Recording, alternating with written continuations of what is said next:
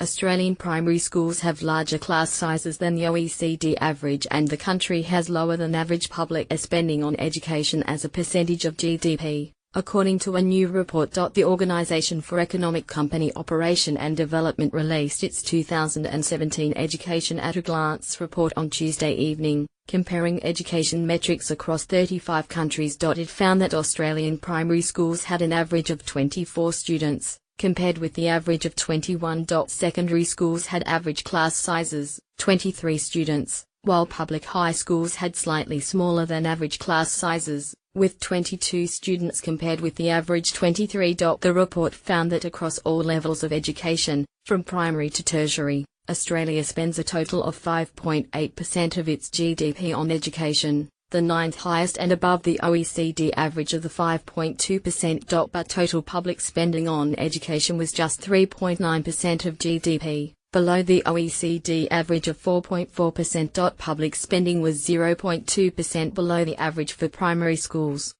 Average for lower secondary schools, 0.4% below for upper secondary and further non-tertiary education, and 0.4% below for tertiary education. The data in the report is drawn from the 2014 financial year, at the cusp of the 2014 budget cuts taking effect. That budget removed $29 billion from schools' projected funding growth over 10 years. In June 2017, the Turnbull government restored $23.5 billion over 10 years to the primary and secondary education budget, when the Senate passed its Gonski 2.0 package. The 2017 budget also proposed $2.8 billion in university funding cuts and fee rises, which the government hopes to legislate this week but still lacks crucial Senate crossbench support. Australia's level of private investment in tertiary education was 1.1% of GDP, more than twice the OECD average of 0.5%. In a statement, the National Tertiary Education Union said this reflected the high level of tuition fees paid by Australian students, making further fee rises patently unfair. The Education Minister, Simon Birmingham, said, while it can be difficult to compare with countries where much higher taxes help fuel government spending at the expense of personal contributions, these figures show Australia performs extraordinarily well on the world stage. Birmingham noted that overall education spending was above the OECD average, and said the government was boosting its spending per student by an average of about $2,300. The Australian Education Union Federal President, Corinna Haythorpe, said the below-average public spending showed that there is no doubt that our schools are under-resourced.